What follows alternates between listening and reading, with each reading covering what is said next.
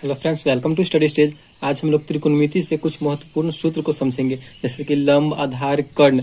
इन सब को लेकर के क्वेश्चन में यानी बोर्ड एग्जाम में क्वेश्चंस पूछे जाते हैं और सूत्र भी पूछे जाते हैं। तो बहुत ही सिंपल सा इसका एक स्टेप है, उस स्टेप को बस आपको समझना है और फिगर को समझना है। अगर आप फिगर समझ गए तो आपको त्रिकोणमिति के जितने भी सूत्र होते हैं उससे आपको प्रॉब्लम नहीं होगी। तो चलिए सबसे पहले हम एक राइट एंगल ट्रायंगल ले लेते हैं, यानी समकोण त्रिभुज ले लेते हैं और उससे समझते हैं। तो एक समकोण त्रिभुज सबसे पहले हम बना लेते हैं, राइट एंगल ट्रायंगल।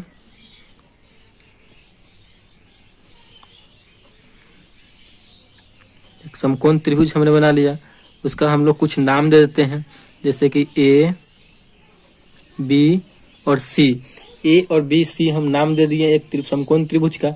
इसमें अगर हम यहाँ पे, तो ये क्या हो गया, ये 90 डिग्री हो गया। समकोण त्रिभुज हमेशा 90 डिग्री का होता है, ये भी आपको ध्यान रखना है। तो ये इसका 90 डिग्री हो गया। अगर हम थीटा यहाँ से मानते हैं, अगर हम थीटा यहाँ से लेते हैं, इस कोण से लेते हैं, थीटा अगर हम इस कोण से लेते हैं, ये हमारा थीटा हो गया। तो आपको ध्यान रखना है कि जहाँ पे हमारा 90 डिग्री का कोण बन रहा है, उसके हमेशा सामने वाला जो होता है वो हमेशा कर्ण होता है। तो ये हमारा कर्ण हो गया, ठीक, जिसे हम H से डिनोट करते हैं, इंग्लिश में H से डिनोट करते हैं और इसे इंग्लिश में हाइपोटेनस बोलते हैं, ठीक। ये हमारा कर्ण हो गया। और थीटा जैसे हमारा ये हो गया, तो थीटा के सामने वाला हमेशा लंब होता है, ये ध्यान रखना है। तो इसके सामने वाला ये हो गया, तो ये हमारा क्या हो जाएगा, लंब हो जाएगा। और एक बच गया, वो हमारा आधार, तो ये हमारा आधार हो जाएगा, ठीक। आधार को हम बी से सूचित करते हैं, स्मॉल बी, और यहाँ पे लंब है, इसे पी से सूचित करते हैं, यानी परपेंडिकुलर, और आधार यानी बेस बी। ये आपको हमेशा ध्यान रखना। बहुत ही आसान से हमने आपको फिगर को बता दिया है। अगर थीटा हमने यहाँ पे लिया है, तो अगर एक और फिगर ले लेते हैं, अगर थीटा हम यहाँ पे लेते हैं तो हमारा लंब और आधार चेंज हो जाएगा, ठीक। चलिए एक और हम बना लेते हैं समकोण त्रिभुज। ये हमारा समकोण त्रिभुज है,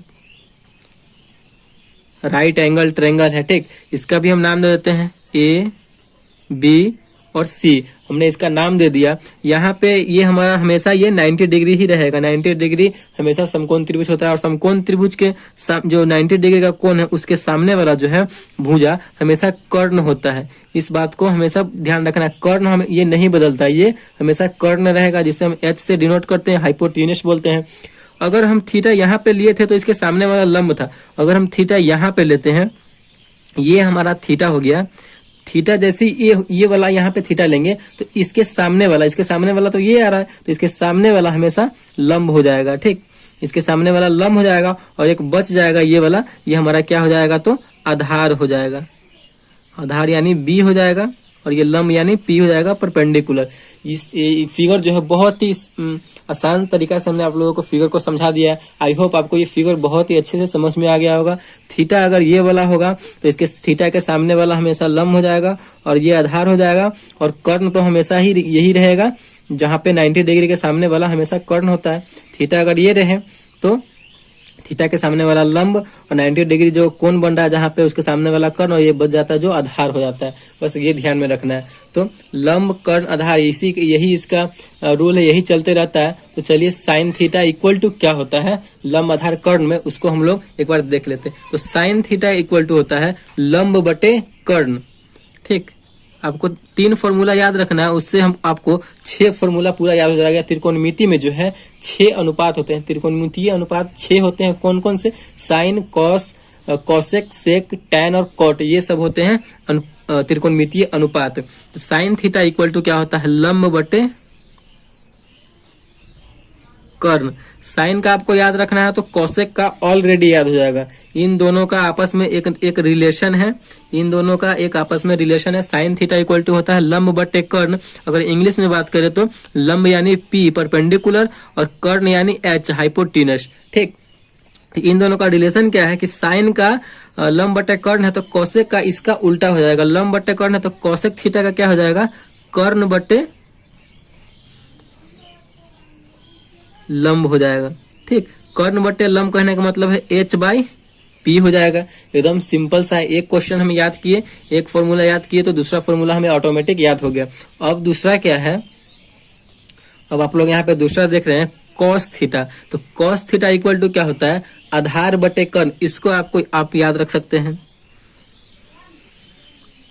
cos थीटा इक्वल टू होता है आधार बटे कर्ण। तो आधार जो है, आधार को इंग्लिश में क्या बोलते हैं हम लोग, बेस बोलते हैं, यानी बी, और कर्ण हमारा क्या होता है, एच होता है, हाइपोटेनस। तो इंग्लिश में बी बाई एच हो जाएगा, आधार बटे कर्ण। अगर हम कॉस का याद कर लिए तो हमारा जो सेक है वो ऑटोमेटिक याद हो जाएगा, यानी कॉस जो होता है सेक का उल्टा होता है, या सेक जो होता है वो कॉस का उल्टा होता है। बस यही इसका फंडा है, यही चलते रहता है। तो सेक का क्या हो जाएगा, कर्ण बटे आधार, कॉस का उल्टा हो जाएगा सेक में, कर्ण बटे